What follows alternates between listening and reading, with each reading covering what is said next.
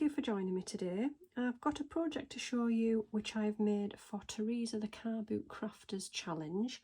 She had some fairy doors which she bought as a job lot, and she's created a challenge where she wanted us to create a project using one or two of the fairy doors and post it on the 1st of September.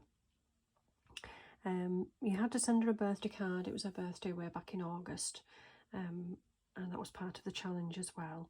But she wanted us to show our projects, what we'd made with the fairy door, and post a video or pictures on our social media. So as you can see, this is what I've made. Now, obviously with a fairy door, well, a small wooden door, I thought, well, I make quite a few different bits and pieces to do with fairies, so I wanted to take it in a different direction and do something other than a fairy door with it. And I just a little while ago purchased this stamp area pad, the Blue Dream, and I just thought, well, a door, I wanted to create a door that would take you to the ocean or the beach or the sea, and the images in this pad are just amazing, so I used those. I also had some of the ephemera which I bought along with the paper pad, so that's what I've created. I've just taken one of my box frames, I've taken the glass out altogether, and everything you see here is all apart from the few little gems, and I used these crystal stickers, the bubble shapes crystal stickers that Dee very kindly sent me for my birthday. I used 4 of those in the window of the door.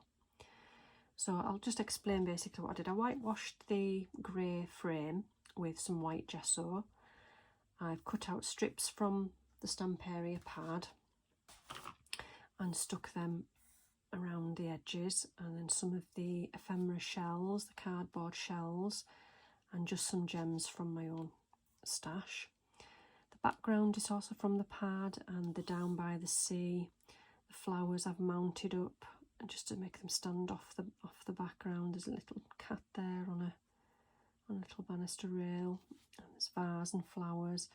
The actual door itself, I had a bit of difficulty with it. I don't know whether you can see the ripple effect that's actually on the door. It has obviously got a thin layer of, I don't know whether it's made of balsa wood or what sort of wood it is that it's made from, but it did start to crinkle. I painted it with white gesso, then just a blue acrylic paint, but then I decided to cover it with glossy accents, which didn't work particularly well. So I got some nail varnish remover and actually took a lot of the shine off the top of that. I didn't like it, so it sort of sent it back to a sort of chalky matte effect, which I quite like, because I thought, well, it looks like it's maybe been worn in by the sea breeze, as you know, when you go to the seaside, and lots of the woodwork on the houses and everything look a bit weather beaten. I thought, well, that gives it that look anyway, so that wasn't too bad. I've just put a little enamel dot there for the handle, and this was just a picture from the pad. Let me see, it was one of these pictures here.